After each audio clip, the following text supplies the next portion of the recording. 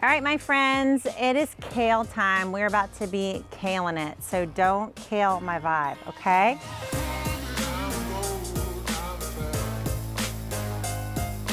We're gonna be cutting a ton of kale from my 4 beds. I planted this by seed in February. It is now June. I moved it to my garden at the end of March, and it is going kale crazy. So in this video, I'm gonna harvest as much as possible. And I'm gonna put my kids in charge later today. We're gonna just give kale to every single person we can find in the neighborhood. I'm gonna be the neighborhood's favorite gardener, I'm pretty sure. So let's get started. Right now on my clock, I have 11:39. So we're gonna see how much kale I can harvest from all these plants in a short period of time. So first up, we have red Russian kale. Red Russian kale is a softer kale, and it's a little bit sweeter, I find. I love the color of red Russian kale. It's kind of purpley. It does branch out pretty big, as you can see, and I actually prefer the leaves to be smaller.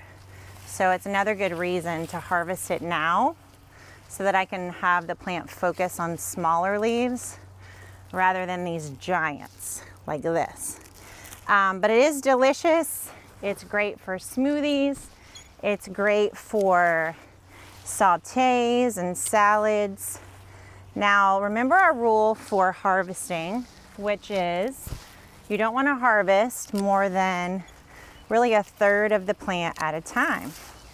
So I'm trying to be kind of mindful to cut low down on the plant first and on the outside of the plant.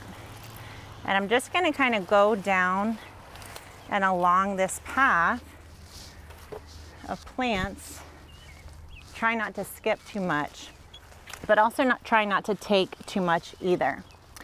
So kale is in the Brassica family, and it is a superfood.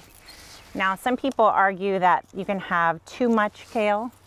Someone actually sent me a text one time. She said, I'm worried about you. You're eating too much kale.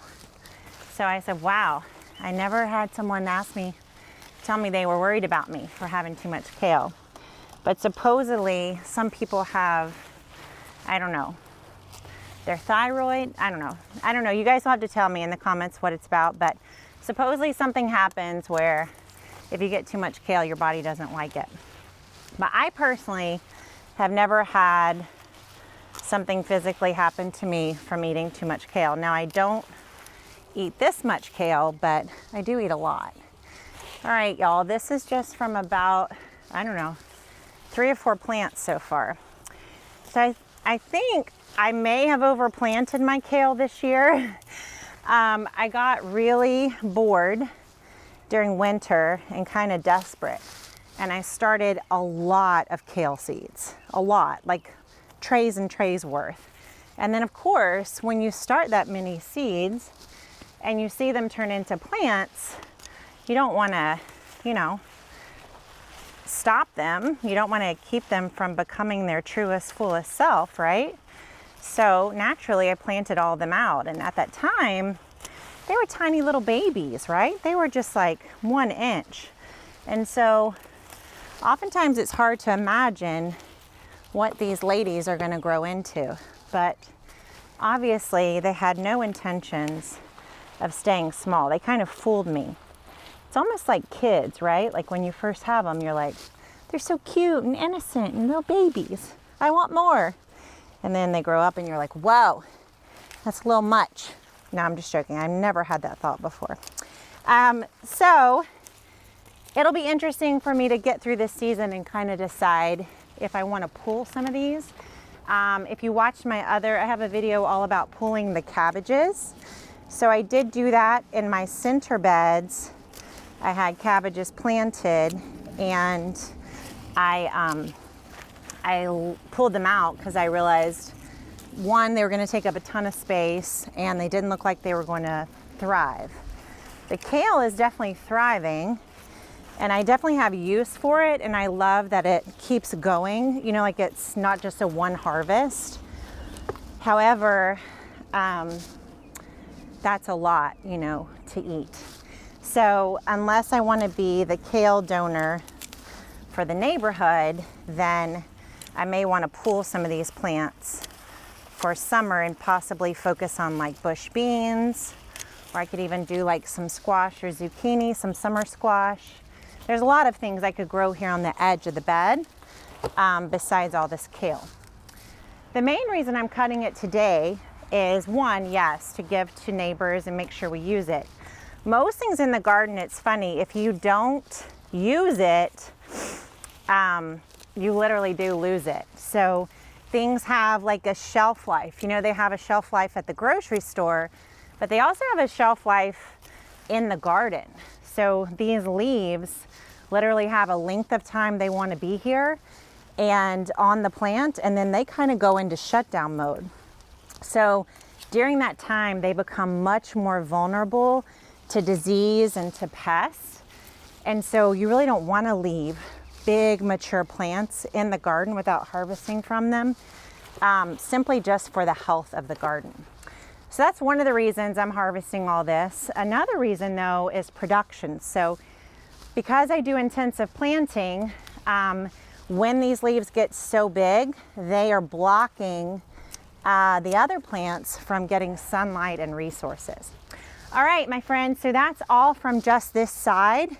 It is now 11:45, so 6 minutes, and I got all this kale from this row right here of kale plants. So probably six or seven plants. So now I got to move on, and I'm going to go to the other side. So let's see how that goes. Maybe not as much kale. Let's see what happens.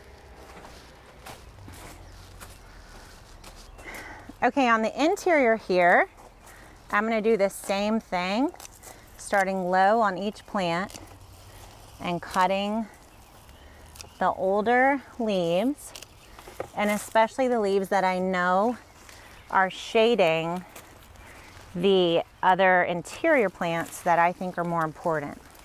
So in this case, there are leaves that are shading my tomato plant and my peas.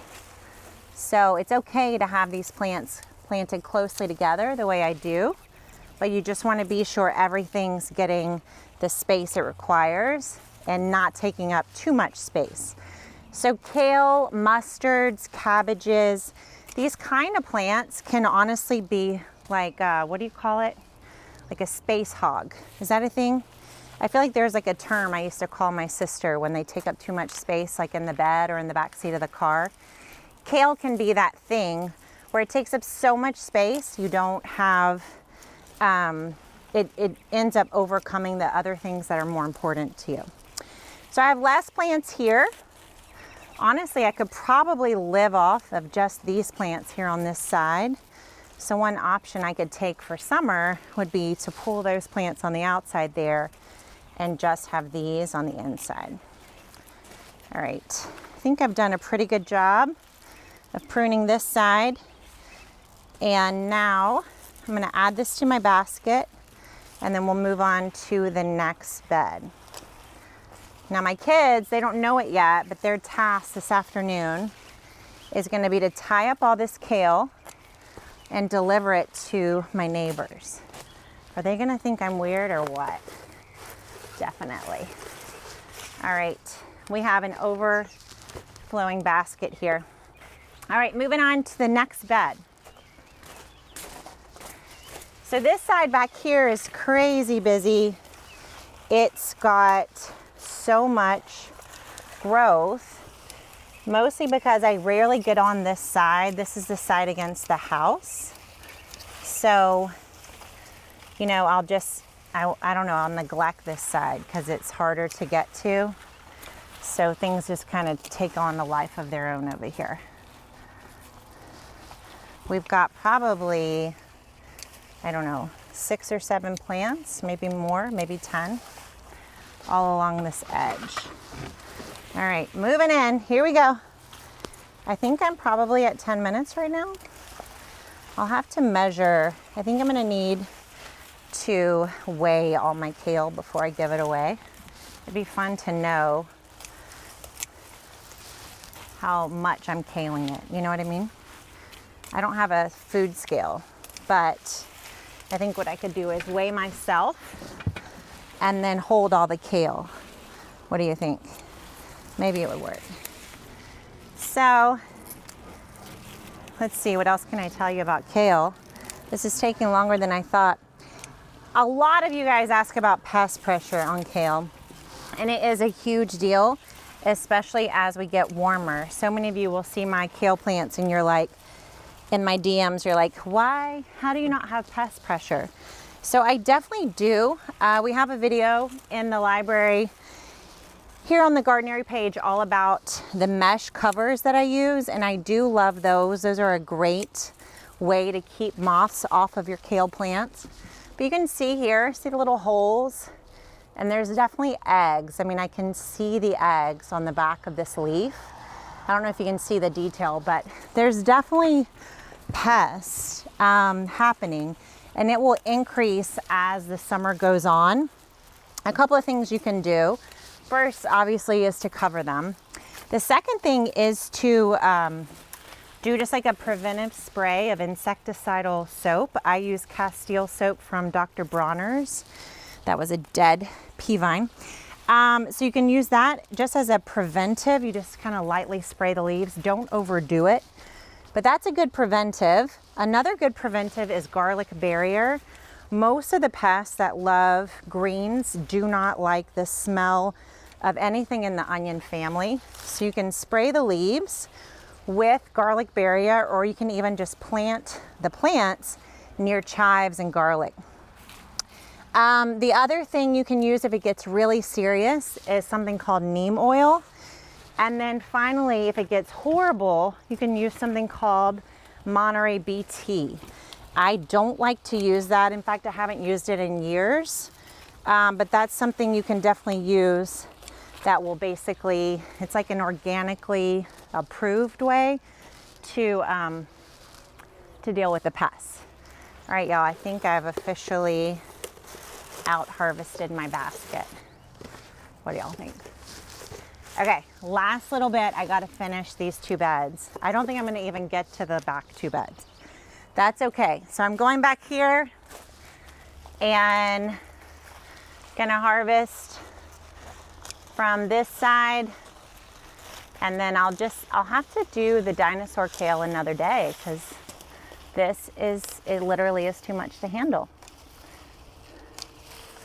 The beautiful thing about making sure you plant stuff every single season, whether you feel like you have time or not. To be honest, this season I felt like I didn't have a lot of time. We had a lot going on. My kids still weren't in full-time school, but I just got stuff in the garden.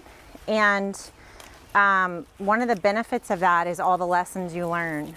So it's why I always tell people, you should always plant something, even if it's literally just throwing some seed out in the garden.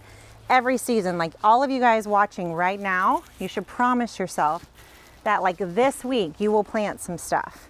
Even if it's just taking like some beans and throwing them in the ground. Because when you're not growing something, you're missing the opportunity for the lessons, which are so good. So even just here, I can be like, all right, clearly I don't need 20 plants of kale. That was a mistake. Or not a mistake, but it was just I overdid it. So I can just learn that lesson, write it down. But if I had just been like, oh, I'm too busy this season, I can't plant anything, I would have missed this lesson. So no failures, just lessons. That's what we say here. All right, I think I've about done it. Yes. I'm gonna pop off a few more. Looks so much better, a little bit less wild. And what time is it now? It is 11:53. So that was 14 minutes. 14 minutes, and I'm betting, what do you think? 14 pounds? Probably not 14 pounds of kale, but close to it. I don't know. It's a lot. All right, y'all, here's the kale. We are definitely kaling it. We kaled it. Don't kale our vibe, okay? Trying to fit this all in here. So what we're gonna do is tie these up, just like you would get them at the grocery. We're gonna tie them up with some twine. So I'll take some little jute twine like this, tie up some little bouquets, and we'll go deliver them to neighbors, maybe even with like a kale smoothie recipe or something like that, or a kale salad recipe. So y'all tell me, besides giving this to neighbors, what I should do. Oh, I think this might be 10 pounds. I actually did weights this morning, and this feels like, what do y'all think? Can y'all see my muscle flex? I think it's 10 pounds. This is a kale workout. Y'all, you don't need weights. You just need kale. And then you can do your home workout. All right.